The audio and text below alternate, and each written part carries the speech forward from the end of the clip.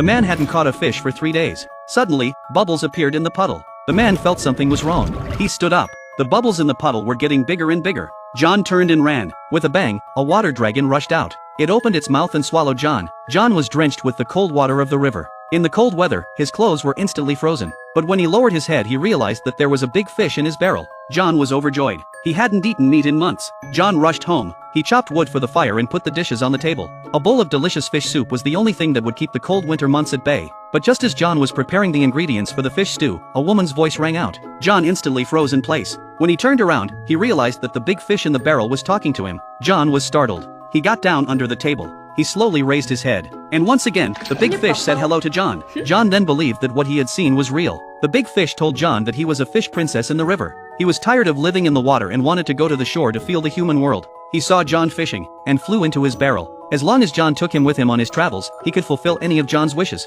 Looking at the talking fish made John give up the idea of eating him. John put him next to his bed. He was about to take a break, but suddenly the whole house began to tremble. The house slowly lifted up, higher and higher. It hovered in the air. Before John could react, his bed and the stove went straight out the door. John held onto the stove for fear that he would fall. I don't know how long it took for the stove to stop. John rushed to ask Big Fish if it was his work. The big fish told John that he wanted to take him to the land of magic. As soon as he spoke, the ice-covered earth began to melt. Everything was revitalized and green grass appeared. In no time at all, the whole